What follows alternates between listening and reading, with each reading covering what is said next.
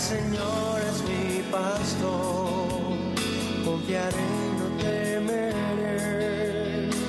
Él es mi fortaleza y mi canción. Él es mi Dios, Él es Señor, eterno amor. Shalom con todos, que la paz del Abacados esté con ustedes. Y hoy continuamos con el análisis de varios versículos que se han prestado a malas interpretaciones, controversias, etcétera, etcétera. Y hoy vamos a ver el texto de Salmos 2, en que se nos dice, ¿verdad?, que eh, una visión, una sombra profética de Yeshua, cuando le dicen, mi hijo eres tú, y yo te he engendrado hoy. Entonces esta palabra engendrado, pues ha dado pie para que salgan N interpretaciones, N teorías acerca de, de Yeshua, acerca de su origen, su divinidad, su misión, etcétera, etcétera. Entonces hay N postulados. No voy a mencionar las corrientes que hay. Vamos a dedicarnos a estudiar, a repasar el texto bíblico, ¿verdad? Con los antecedentes que hay, para que podamos mirar realmente lo que está ahí, lo que quiere decir esta frase de, de Salmos 2. Y vamos a ver ese texto del libro de Salmos y vamos a verlo completo para que luego lo vamos a empezar a desmenuzar la parte que nos corresponde, la parte que nos interesa sobre este tema. Y vamos a ver las dimensiones que hay de la palabra engendrar, tanto especialmente en hebreo, porque Salmos está dado en hebreo. Luego veremos también unos pasajes que se menciona la palabra que está en griego, para que nosotros miremos las dimensiones que hay. Y como antecedente, pues decirles que, como en todas las cosas en la escritura, hay también la parte natural y hay también la parte espiritual. Entonces, engendrar también tiene que ver la parte espiritual, no solamente la parte biológica. Y eso es lo que vamos a poner el fundamento bíblico para eso. Y ahí sí vamos a tener una interpretación, digamos, un poco más amplia de lo que realmente quiere decir el texto de Salmos, que es citado en el capítulo 1 también de Hebreos. Y vamos a Salmos, donde nos dice, vamos a leer todo este Salmo, desde el versículo 1. ¿Por qué se amotinan las naciones y los pueblos? Planean planes vanos, ¿verdad? Realizan planes vanos. Y nos dice por qué se amotinan las naciones. Es decir, se rebelan. Aquí nos está hablando de entrada ya de un sistema de gobierno, porque amotinarse las naciones es no reconocer una autoridad. Y si habla de naciones, pues se está refiriendo a una autoridad que está sobre varias naciones. No es solamente una autoridad en un territorio determinado, sino una autoridad sobre varias naciones.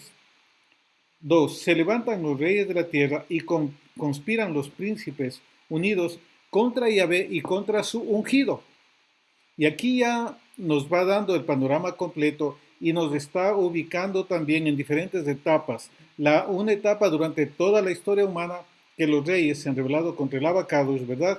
Y contra Mashiach, y especialmente cuando él vino acá en no reconocer la autoridad de él, su enseñanza, distorsionar su enseñanza, etcétera, etcétera. Todo lo que ha acontecido con nuestro Abacados y contra su ungido. ¿Cuál es el ungido de nuestro Abacados?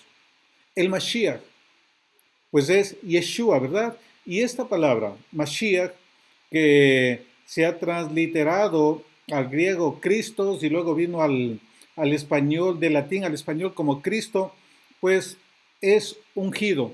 ¿Y quiénes se ungían en esas épocas? Ungir pues no es nada más que untar con aceite. Y se ungía solamente bajo dos condiciones. Aquel que iba a ser rey, como por ejemplo con Saúl, con David, ungidos por el profeta Samuel, ¿verdad? Y también los sacerdotes eran ungidos. Entonces Mashiach, desde el punto de vista bíblico, el Mashiach es quien empieza una función, ya sea como gobernante o como sacerdote. Y esto tiene que ver también en cierta manera con el ejercicio de una comisión de parte del Padre. Tiene que ver también con no en la dimensión del nuevo nacimiento con Mashiach, pero sí una nueva persona, una nueva dignidad que tiene la persona. Es como un nuevo nacimiento que tiene esa persona. Empieza una etapa totalmente diferente en su vida. David, como vimos, de pastor, ¿verdad? Que ni siquiera estaba en la casa de su padre, ya a ser rey sobre Israel. Y los sacerdotes también, ya si era ungido, pues, y especialmente el sumo sacerdote, pues entraba al lugar santo y también al lugar santísimo. Es decir, esto de Mashiach les facultaba para una función especial de parte del Padre. Empezaba una nueva etapa, una etapa de dignidad. Ese es el concepto de Mashiach. Y esa es la profecía acerca de Yeshua, ¿verdad? ¿Cuál es la profecía mesiánica? Y de ahí viene el término mesiánico, de Mashiach, de Mesías, ¿verdad? En la profecía no se dice que iba a venir Dios a la tierra. Ya veremos en los siguientes días jueves que analicemos este tema, que es bastante apasionante y largo, para que tengamos la panorámica completa. Siempre la profecía se habla de que vendría el Mashiach, de que vendría el ungido del Padre. Y de hecho, en muchos pasajes a Yeshua le decían, Yeshua, hijo de David, ten misericordia de mí. ¿Y qué implicaba eso, hijo de David? Que él era el que cumplía los requisitos sobre el cual se iba a sentar el reino, ¿verdad? Primeramente de Judá, y no tendría fin. El que iba a restablecer el reino de Israel. En el siglo I y el conflicto actual también de mucha parte de nuestros hermanos de la tribu de Judá, es que Yeshua no cumplió este requisito del Mashiach, que era establecer el reino, ¿verdad? Porque esa es la figura del Mashiach. Un guerrero, algo parecido a lo de David, pero que venía a quitar del yugo que ha estado desde la destrucción del templo por Babilonia hasta no hace pocos años, ¿verdad? 1967, que estaba Israel bajo dominio de otros imperios, como tributario, ¿verdad? Con cierta autonomía, pero desde esa época hasta la destrucción, el año 135, nunca tuvieron gobierno propio, independiente. Estaban subyugados. Y la figura de Mashiach era aquel que venía a establecer el reino en la parte política. Por eso no le reconocieron, porque Yeshua vino, sí, pero primero vino a hacer la primera fase, que es la fase sacerdotal, porque eso fue lo primero que perdió Adán. Él perdió sacerdocio, obediencia, comunión, honra al Padre, y por eso él tuvo que salir del huerto. Perdió gobierno. Y entonces, para revertir eso, Mashiach vino en el proceso contrario. Por eso viene primeramente, como se le conoce en la tradición judía, como el Ben Yosef, ¿verdad? El hijo de José, que venía como sacerdote, montado sobre un asno, que también tiene un bastante simbolismo profético, y luego pues vendrá en el caballo blanco, ¿verdad? Ya viene como rey. Pero este tema de Mashiach, y Mashiach implicaba la salvación, que era identidad, ser parte de Israel, no era solamente el perdón de pecados, porque esa es una deformación de la Iglesia Católica Romana, que piensan que la salvación tenía que ver solamente con eso, perdón de pecados, ya. Pero también tiene que ver con identidad, tiene que ver con establecimiento del reino. Entonces, la imagen de Mashiach, la sombra profética de Mashiach, es un concepto profético bastante amplio, que tiene bastante significado. Y todos los profetas hablaban del ungido. Y aquí vemos que se levantan contra Yahvé y contra su ungido. Muy bien, regresemos al Salmo 2. ¿Y qué es lo que planeamos? Bueno, y esto también luego, ¿no? Cuando todas las naciones se levanten en contra para la batalla de Armagedón o Gog y Magog, lo que describe Zacarías 14, ¿verdad? Todas las naciones confabuladas contra Yahvé y contra su Mashiach, contra su ungido. Rompamos sus coyundas, quitémonos sus cuerdas. El que está entronizado en el cielo se ríe, Yahvé se burla de ellos. Entonces les habla en su ira, en su indignación los aterroriza. 6. Yo he instalado a mi rey, escuche, en Sión, mi monte Kadosh. Voy a proclamar el decreto de Yahvé. Él me dijo, tú eres mi hijo, y yo te he engendrado hoy. Pídeme y te daré por herencia a las naciones, por propiedad los confines de la tierra. Los destrozarás con cetro de hierro, los quebrarás como a vasija. Así que ahora, reyes, sean prudentes, acepten corrección, musar, que es parte de la instrucción, ¿verdad? La instrucción que da sabiduría es la que tiene la Torá y también la que tiene musar, la parte correctiva, que no solamente hay que instruir, sino que también hay que corregir. Cuando se quebranta la instrucción, ahí viene la corrección para que se establezca una verdadera con más sabiduría. En el libro de Proverbios habla mucho de la disciplina y si vemos las normas que algunos le llaman las normas negativas, ¿verdad? Otros le denominan normas pasivas de la Torá, mandamientos pasivos, mandamientos activos. Son aquellas normas que prohíben no esto, no esto, no esto, no esto, ¿verdad? Entonces, esas normas tienen penalizaciones diferentes al otro tipo de normas. Todo quebrantamiento de norma tiene una penalización, pero ese tipo de normas, esas implican una acción disciplinaria en forma inmediata, porque es muy importante para el padre también la corrección. Entonces le dicen, acepten corrección gobernantes de la tierra, sírvanle a Yahvé con respeto, alégrense con reverencia. Honren al Hijo, no sea que Él se enoje y perezcan ustedes en el camino. Al encenderse su ira en un momento, felices todos los que en Él se refugian. Vamos a retroceder un poco y vamos a ver en el versículo 8, pídeme, te daré por herencia a las naciones, por propiedad los confines de la tierra.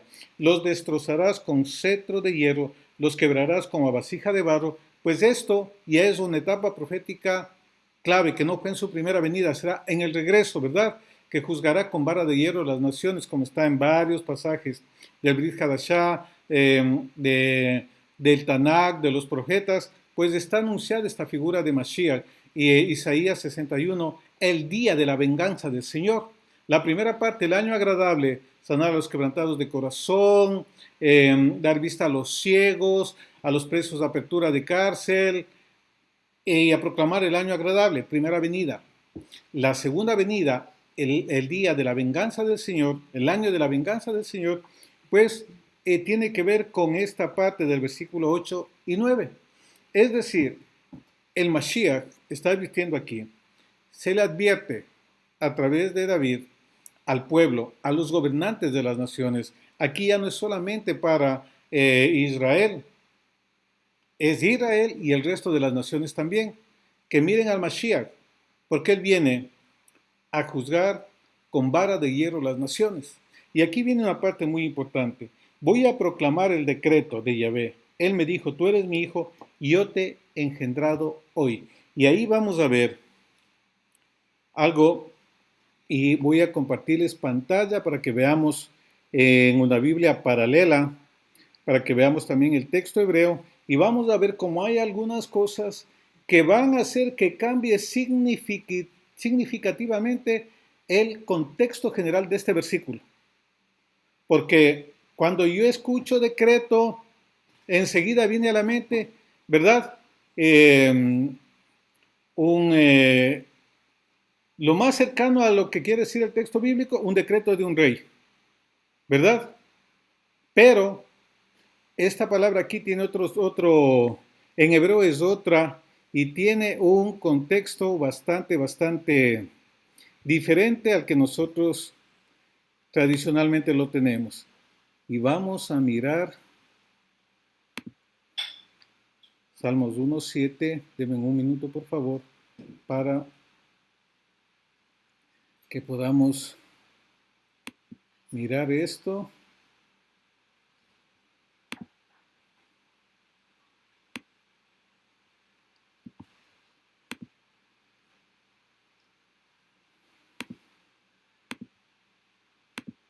Esta palabra decreto es muy diferente y nos va a dar otra, otra tónica de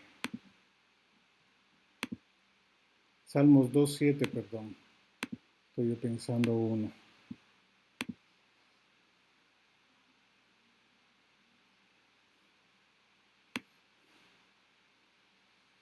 Muy bien, ahí lo tenemos y vamos a compartir con ustedes.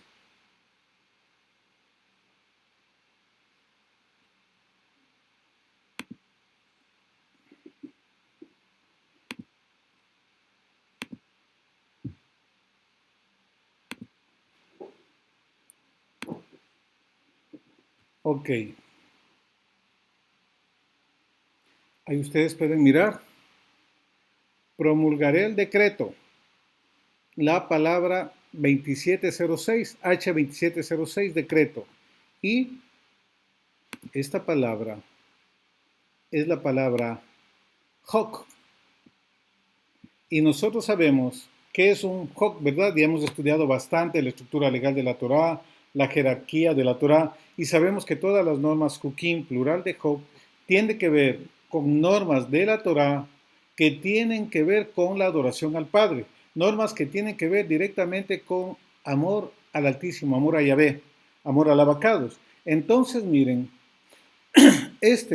más que decreto, es un estatuto, es una norma dada por el Padre que tiene igual de peso que, por ejemplo, lo que está en, eh, en Levítico, varias de las normas que hay, por ejemplo, para el Padre, una de las normas que dice en Levítico de las leyes alimenticias, Levítico 11, vamos a ponerle una. ¿Verdad? Esas son también normas Hukim. Esta norma que vamos a ver es una instrucción dada por el Abacados. Por eso dice, naciones de la tierra, no se rebelen, no hagan enojar al Padre y a su Mashiach, no se vayan en contra de él. Entonces, esta es una de las normas que el Todopoderoso está estableciendo. No es un decreto así aislado, es parte de la instrucción del Abacados. Recordemos que hay normas que están escritas en la Torá, pero hay normas también que el Padre ha dado en forma oral, ¿verdad? Que nos instruye a nosotros en forma individual, que instruyeron a varios hombres en forma individual, etcétera, etcétera. También eso es parte importante de la Torá. Si oyeren mi voz y guardasen mis mandamientos, mis preceptos, mis estatutos, mis decretos, entonces ahí eso es, voy a proclamar, a declarar un estatuto, ¿verdad? Y dice, tú eres mi hijo, yo te he engendrado hoy. Y ahí esa palabra tiene la raíz yalad, que tiene que ver con engendrar, con parir, con concebir, etcétera, etcétera.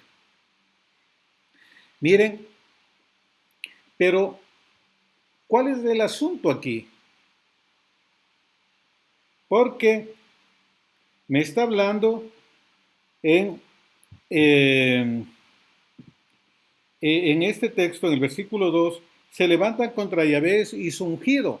Pero ¿cómo pueden levantarse las naciones si recién en el versículo 8, en la primera línea de enseñanza, en la primera interpretación, la interpretación literal, nada de alegórico, pues recién en el versículo 8 va a engendrarle, ¿verdad?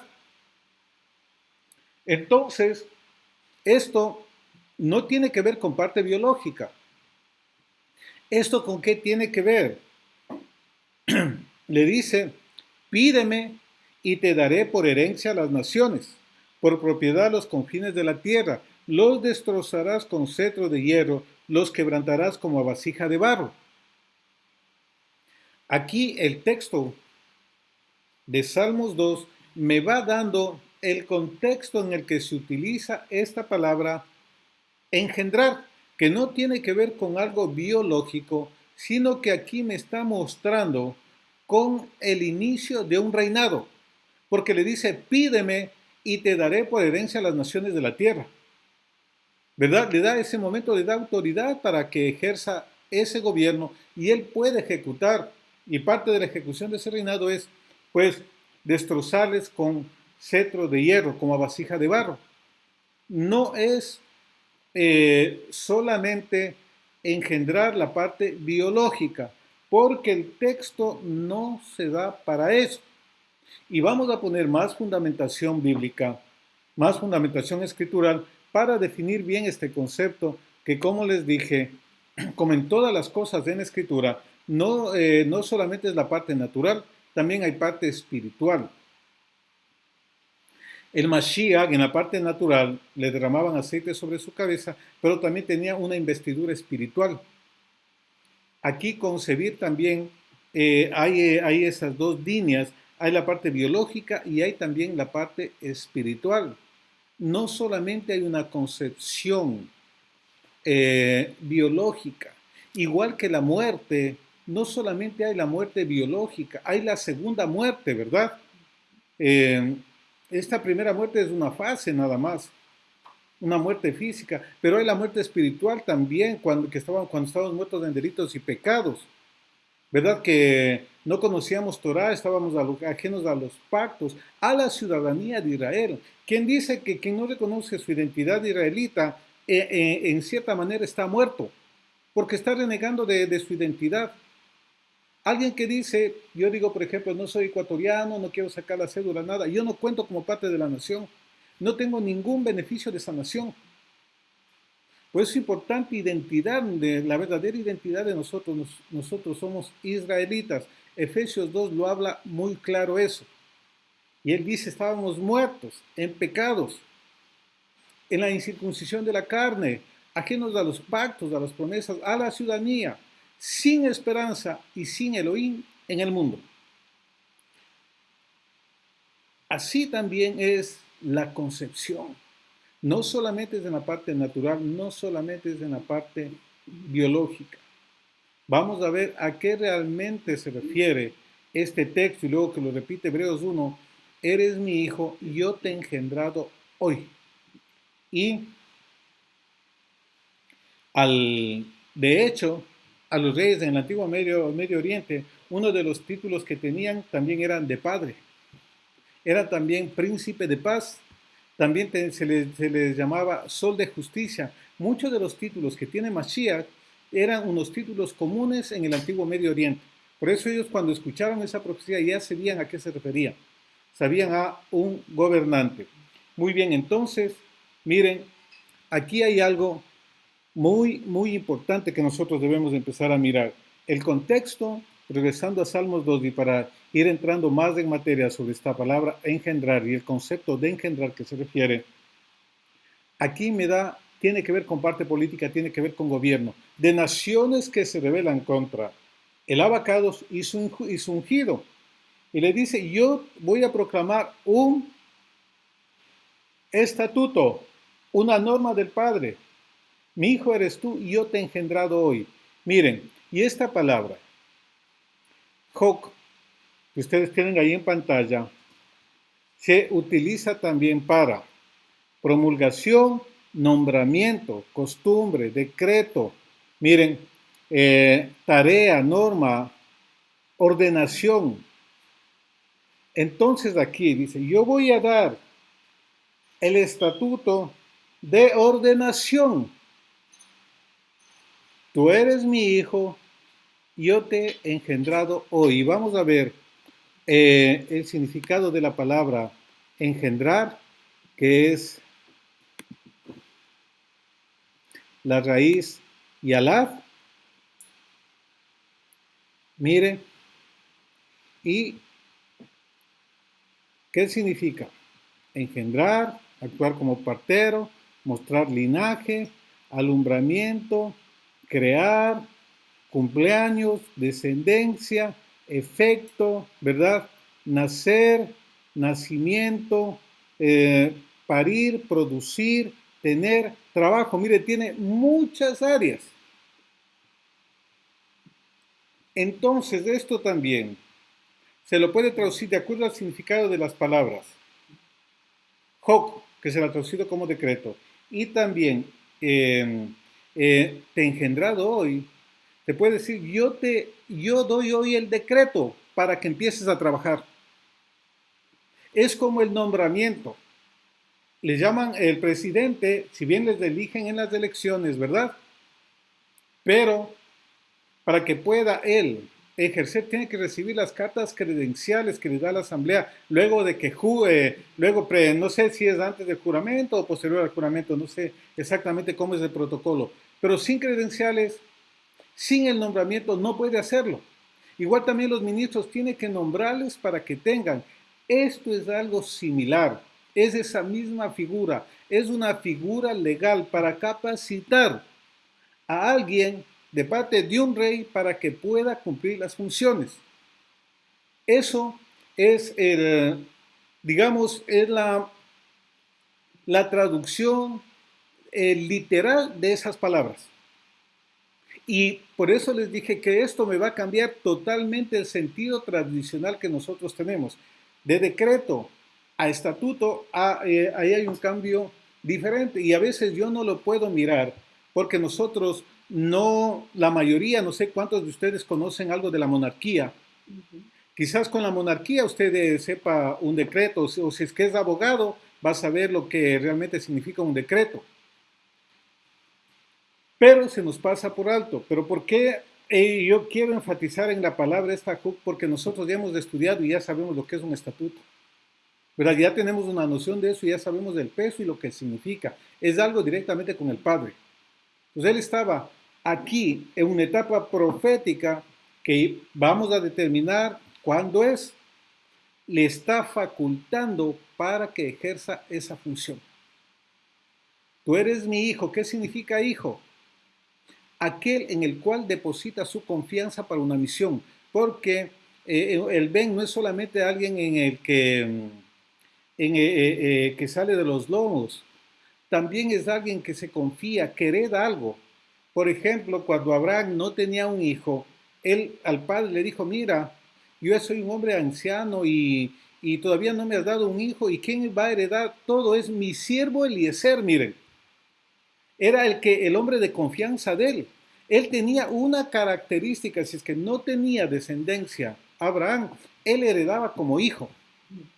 De hecho, era un hijo dentro de la casa, porque cumplía las funciones de hijo. Recordemos que hijo no solamente es en el plano natural, sino también en el plano espiritual.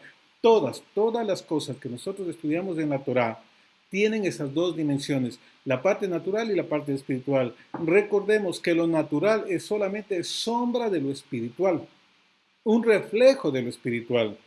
Muy bien, entonces con esto vamos a ver ahora en Hebreos 3 que me da también más luz sobre esto y luego analizaremos otros textos, por ejemplo, Daniel 7, que ahí me muestra un poco más Salmos 2.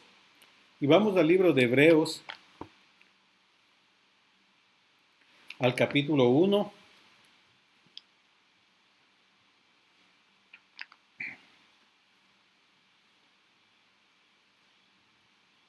Del versículo 1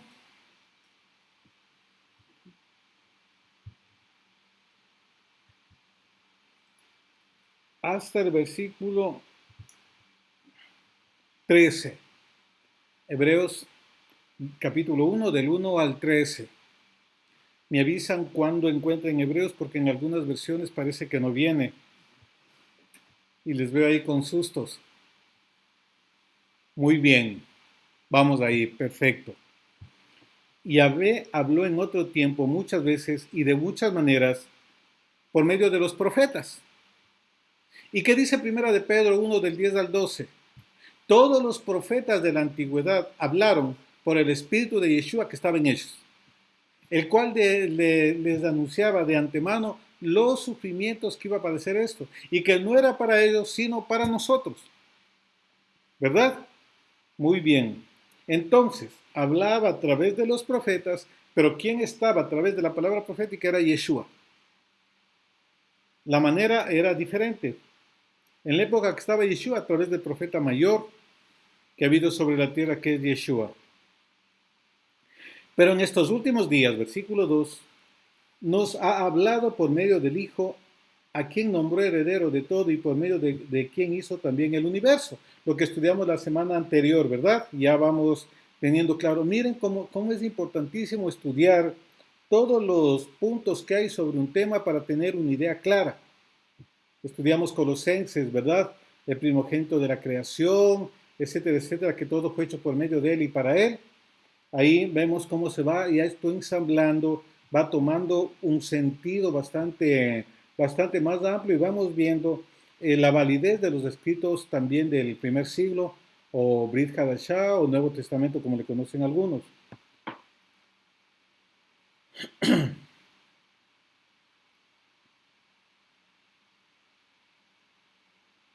Voy a repetir el versículo 2. En estos últimos días nos ha hablado por medio del Hijo, a quien nombró heredero de todo y por medio de quien hizo también el universo. No solamente la tierra, el universo. 3. Él es el reflejo de su gloria, no su gloria. Y la expresión exacta de su ser, quien sustenta todas las cosas con su palabra poderosa. ¿Quién sustenta todas las cosas? Mashiach. ¿Verdad? Porque todo fue hecho por medio de él y para él. Él es el reflejo. Él sustenta todas las cosas con su palabra poderosa. Ahí está el Dabar. Menra de Yahvé. La siguiente semana vamos a estudiar Juan 1.1 para que analicemos todo el contexto, pero antes, por favor, tiene que poner un cartel ahí en la pantalla, renuncio a la mentalidad griega, porque la mentalidad griega me lleva totalmente por otro lado el sentido de ese texto. Entonces, ese cartelito para que usted venga con otra mentalidad. Muy bien, ¿sí lo van a hacer? Muy bien. Pastor, le mando un WhatsApp. No, un papelito ahí. No mentalidad griega. Muy bien. Es algo simbólico, pero muy importante. Aunque usted no crea, se van a derivar muchísimas cosas. Continuemos. Y después de realizar la purificación de nuestros pecados, una de las labores de Mashiach, se sentó a la diestra de la majestad en las alturas, a la diestra del abacados. Ese también es un concepto que deberíamos de estudiar, que es muy bueno. Y yo creo que ese es el otro tema que van a exponer ustedes, mis queridos hermanos. Y ya vamos a ver ahí unos voluntarios. ¿Qué representa la diestra de Yahvé? Aquí ya tenemos la primera voluntaria que levantó las manos. Sí. Qué bueno. Así que bueno. Y ahí en el chat también veo que todo el mundo anda levantando las manos. Va a ser difícil eso. Solamente podemos elegir a unos pocos, no a todos. Muy bien. Continuemos.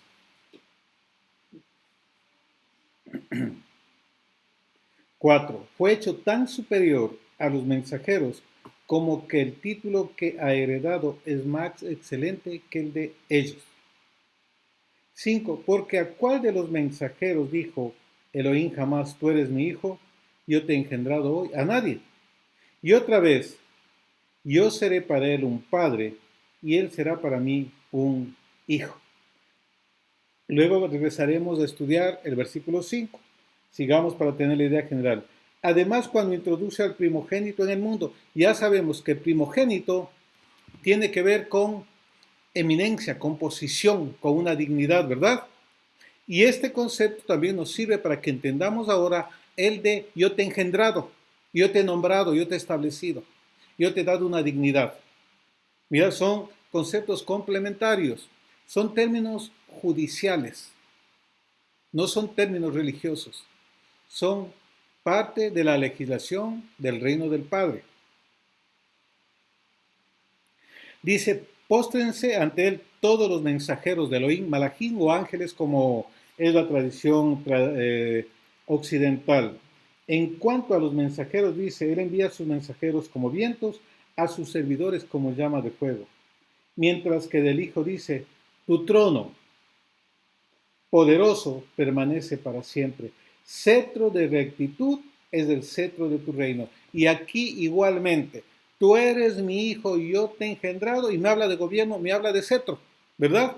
Dice, es un cetro eterno, un trono que permanece para siempre. Cetro de rectitud es el cetro de tu reino. Miren, y aquí el mismo contexto de Salmos 2, que tiene que ver con gobierno, con función. No es biológico. El contexto me está dando el mensaje totalmente diferente, porque ha habido problemas, porque ha habido malas interpretaciones. Y de hecho, sí, en algún sentido el Padre puede hacer algo simbólico, pero algunos toman de muy mala manera y dicen, yo soy profeta a las naciones, pídeme y te daré por herencia a las naciones. Señor, te pido por herencia a las naciones. No es así. Este texto, Salmos 2, se refiere a Mashiach. No se refiere a otra persona. Sí, a Ciro le dio naciones. A Nabucco le dio naciones, es cierto, pero limitado. No en la dimensión que se le da a Mashiach. A Yeshua es totalmente diferente. Yo no puedo tomar esto para decir que el Padre me ha mandado a las naciones, Salmo 2. No es tanto así. Se lo saca del contexto. Esto tiene que ver con el Mashiach, con el ungido del Abacados, y ya vamos a ver por qué. Versículo 9. Amaste la justicia y aborreciste la maldad. Por eso te ungió Elohim, tu Elohim, con aceite de alegría más que a tus compañeros. Y aquí entra el concepto de Mashiach, ungido. ¿Verdad? Te ungió. Aquí está hablando esto. Yo te engendré. El momento en que Mashiach es ungido. Y aquí voy a entender el momento profético cuando en Salmos 2 se le dice contra Mashiach es ungido. ¿Cuándo se desarrolla este salmo? Cuando el Mashiach es ungido por el Padre, porque ahí empieza a gobernar. Es un tiempo profético clave. Y vamos a ver cómo en la profecía el Padre nos muestra el momento exacto en que Mashiach es ungido en los cielos. Vamos a ver eso más adelantito. Quiero terminar esto. Entonces, miren, tiene que ver eso. Yo te he engendrado con gobierno y con ser ungido, Mashiach, derramado aceite, es decir, habilitado para cumplir la función. Sí, llamado desde la fundación del mundo, David fue llamado, luego para posicionarse ungido, etcétera, etcétera, reconocido. Son procesos, y son los procesos también en nuestra vida, ¿no? Llamados y luego tiene que ser comisionado, enviado. No solamente basta un llamado, no, tiene que haber una delegación, tiene que ser enviado por autoridad, porque es parte de los protocolos que establece el Abacados de autoridad y de legalidad dentro del reino.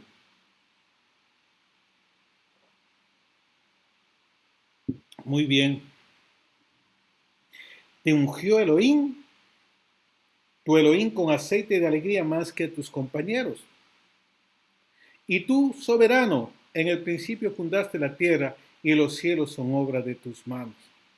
Ellos perecerán, pero tú permaneces. Todos ellos se envejecerán como un vestido.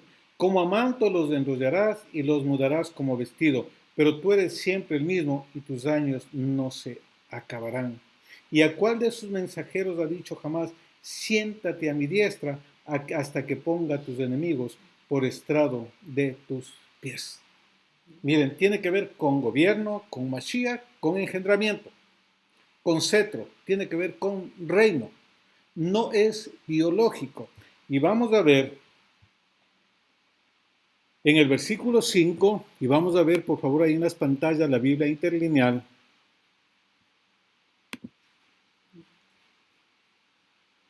Sería bueno que usted también se consiga una Biblia interlineal que le va a ayudar para algunos pasajes. Mucho más importante, un hebreo español, un Tanakh, Torah, y si es de estudio mucho mejor, pero también esta herramienta.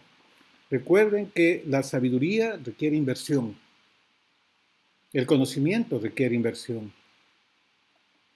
Miren aquí, engendrado, si le ven en la segunda línea al lado derecho la 1080, G1080 en el diccionario Strong,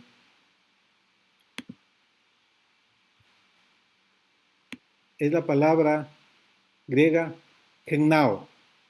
Se traduce como engendrar, dar a luz, nacer, nacimiento, concebir. Inicio de la misión. Cuando Yeshua empezó su misión, luz resplandeció. ¿Verdad? A los que temen mi nombre, les nacerá, les resplandecerá el sol de justicia. Cada vez que el sol empieza a brillar, nace el sol, ¿verdad?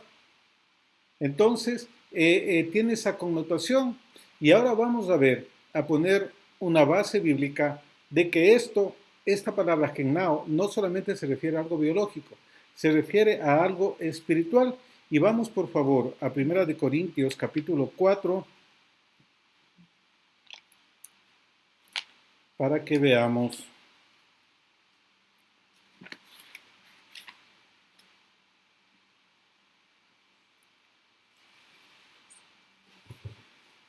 Primera de Corintios 4, versículo 15. Mientras ustedes se encuentran, voy a buscar aquí en la Biblia interlineal que tienen en la pantalla. Voy a buscar ese texto. Aunque ustedes ya me ganaron porque ustedes son flash para encontrar los versículos.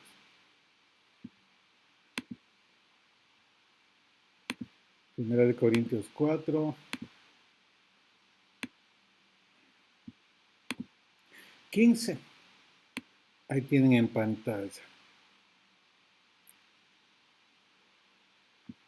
Ahí está, lo van a encontrar Jesús, porque es literal esto, ¿no? 4:15, voy a leer, dice.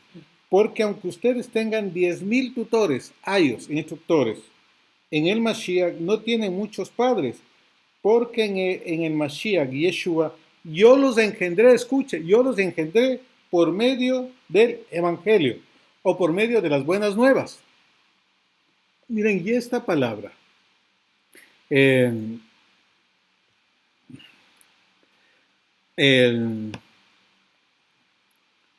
engendrar, pues esta palabra 1080 es la misma palabra gennao, es decir, se utiliza en Hebreos 1 para cuando el Mashiach es ungido, posicionado, y se utiliza en 1 Corintios 4:15 para el engendramiento por medio de la palabra.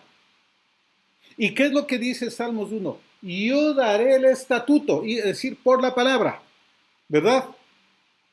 Porque un decreto se proclama, se han visto las cadenas cuando el presidente se posesiona, da un nombramiento público, ¿verdad? A todas las autoridades. Se le nombra al presidente a que ejerce en manera pública a través de la palabra.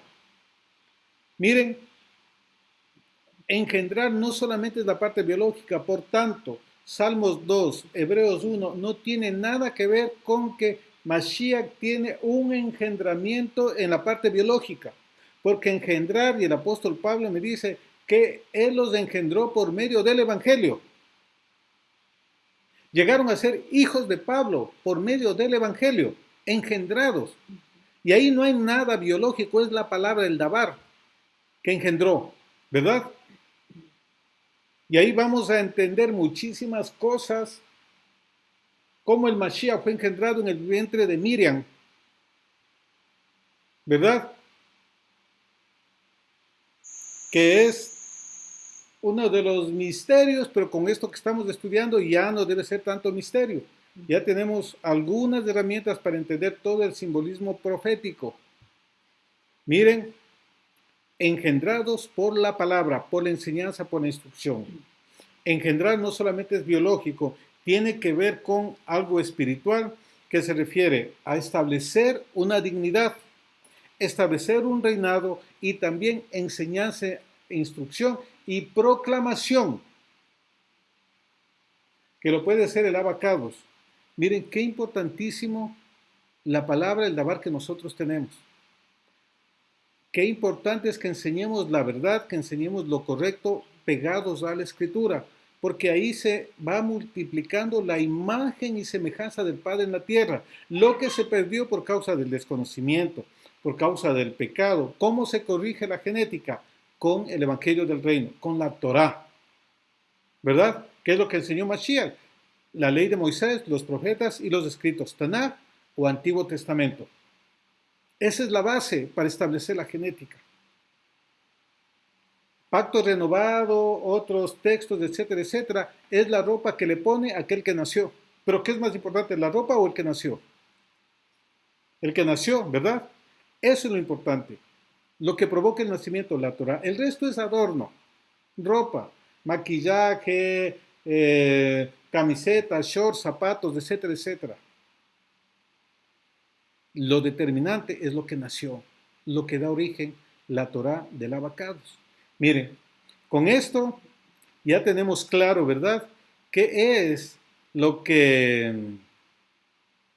lo que el apóstol Pablo dice en el capítulo 1 y David lo que está profetizando en Salmos 2? Un evento profético clave de Yeshua instalado como Mashiach del Padre en un tiempo específico para que cumpla la misión que tenía que cumplir, porque el Padre no da nada de gratis. Y le invito a que usted mire la enseñanza que se va a dar a los que están viendo hoy en línea el día de mañana, viernes, en la dosis diaria de la Torá, de la repartición de la herencia. Que es porque el Padre no da nada de gratis, no le da porque soy simpático, no me da porque soy pilas, no me da porque pataleo. El Padre siempre asigna algo porque eso va a venir a sumar a la función, a la misión que usted tiene que realizar. Es parte de la justicia. Y esto también, en un momento específico que tenía que ejecutarse, sí, desde los planes iniciales estaba eso, pero llegó un tiempo profético que tuvo que ejecutarse para que se lo haga. Y después, en los eventos finales, ahí él será coronado rey sobre toda la tierra. ¿Y en dónde creen que va a ser la coronación de Mashiach? Empieza a desarrollarse con Yom Teruah, con Yom HaKippurim y con Sukkot. ¿Cuándo se corona Yeshua? Cuando se realizan las bodas del Cordero.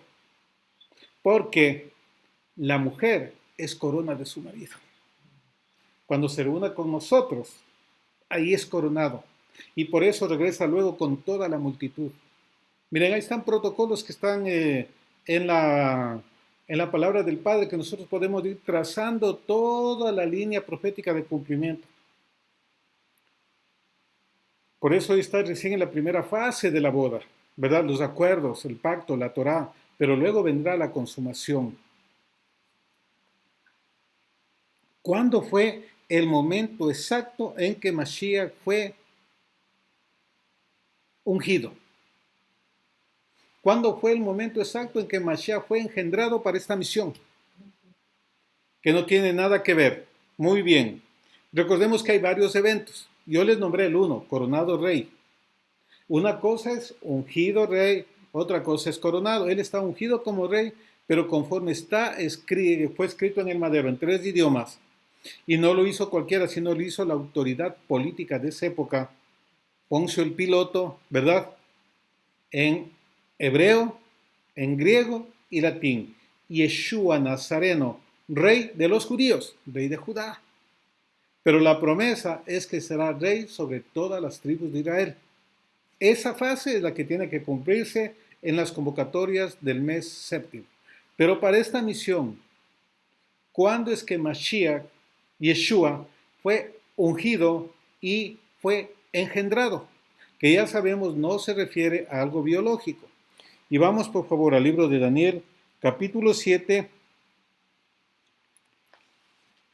Y con este texto vamos a cerrar la enseñanza del día de hoy, que no es muy larga, pero es un principio espiritual muy importante que nosotros conozcamos. Ya conocemos la primogenitura, todo lo que significa primogenitura, que Yeshua es el primogénito de la creación, que se ha engendrado y todo lo que hemos estado estudiando las semanas anteriores, para que tengamos la imagen clara de Mashiach y que usted llegue a una conclusión, no porque le diga yo, no porque le diga una persona, sino porque la Torá le dé la evidencia de eso. Porque eso hacían los apóstoles. Ellos enseñaban a través de la ley de Moisés y los profetas que Yeshua era el Mashiach, ¿verdad? Y ese es el reto de la enseñanza de nosotros. Y eso es lo que procuramos hacer en esta serie de estudios que estamos viendo los días jueves, que usted mire a Mashiach a través de las escrituras y tenga la imagen clara, revelada, no porque nadie le dice, sino porque la escritura usted la digirió, la comió, la saboreó, la meditó, etcétera, etcétera. Muy bien, vamos a Daniel, por favor, el capítulo 7, para que veamos ahí también algo muy, muy, muy hermoso. En esta Biblia Daniel se me ha movido de lado. Muy bien, ya la encontramos. En la Biblia hebrea es algo diferente la distribución. Muy bien. Voy a leer desde el versículo 9 en adelante. Así es que alístese, por favor, porque vamos a leer varios textos y voy a decirle para que se vaya preparando hasta el libro de Revelaciones 22-21. Muy bien. Estaba mirando hasta que pusieron unos tronos. Luego de las bestias, etcétera, etcétera, todo eso, ¿verdad? Y ya sabemos que son esas bestias que representan, son potestades que tuvieron en una determinada época en la historia una influencia sobre un territorio, sobre personas, pero en el plano espiritual ya fueron asignadas desde muchísimo más antes y están vigentes todavía. La plataforma del anti-Mashiach es una suma de todas estas, por eso en Revelaciones se ve una sola bestia que tiene todas estas características. Salmos 2, se van en contra de Yahvé y su Mashiach, anticristo, anti-Mashiach. Estaba mirando hasta que pusieron unos tronos y se sentó un anciano de días. Su vestidura era blanca como la nieve y el cabello de su cabeza era como la lana limpia. Su trono era como llama de fuego y sus ruedas fuego ardiente. Un río de fuego procedía y salía de delante de él. Miles de miles le servían y millones de millones estaban de pie delante de él. El tribunal se sentó y se abrieron los libros. Preste atención a eso. Un tribunal se sentó y se abrieron los libros. Y aquí vamos a ver, y era una de las inquietudes que tuvo hace algunas semanas mi hermano Javier, y vamos a verle de una vez aquí, Daniel 7, y vamos a ver esta palabra.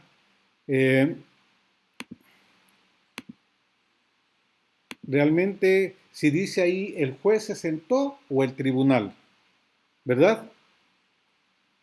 Y de una vez aprovechando que estamos ahí en línea con esta Biblia, Daniel 7, por acá me están haciendo barra, tranquilos, no se preocupen.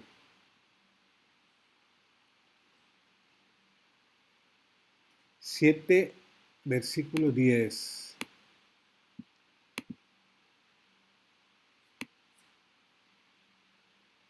Muy bien. Aquí miren la palabra 1780, tribunal,